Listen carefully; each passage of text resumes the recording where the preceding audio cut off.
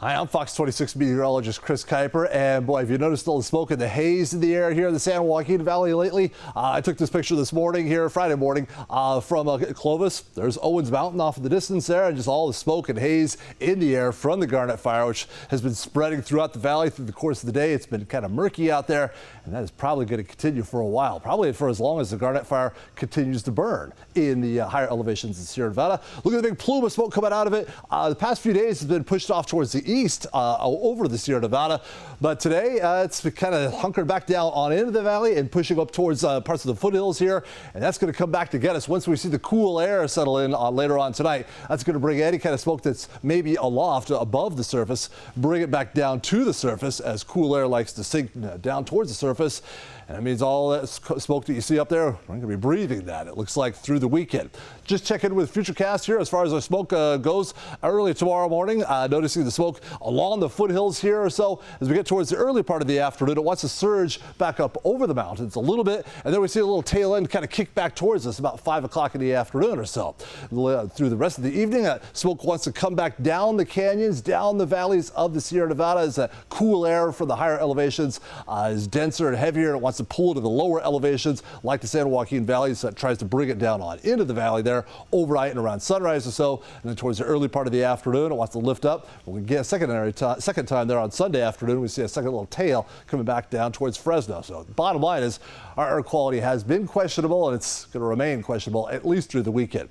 Here's a forecast for Saturday as far as our air quality goes, and notice unhealthy for sensitive lung types air quality in Fresno County, in Tulare County, and Sequoia National Park as well. Not a whole lot better in Madera County, moderate air quality in places like Merced and Kings County. And unhealthy for sensitive lung types, if you have asthma or COPD or very elderly or very young, that's a sensitive lung type, and they're just suggesting that you avoid heavy outdoor exertion in those days. You can certainly go to the grocery store and get your groceries, but maybe don't do the 20-mile bike ride or so. If you want to clean up the air quality in your house, how can you do that? You can buy one of those little portable air filters there from Costco or something like that. I picked one of those up for about $100 or something like that. It cleans the air in the house a little. If you don't want to do that kind of an investment, maybe just change the air filter in your air conditioning unit there. This is back from when I lived in Northern California a few years ago. We had a big fire there, the Bear Fire. That fire was about as big as the Creek Fire was, so it was a very significant fire.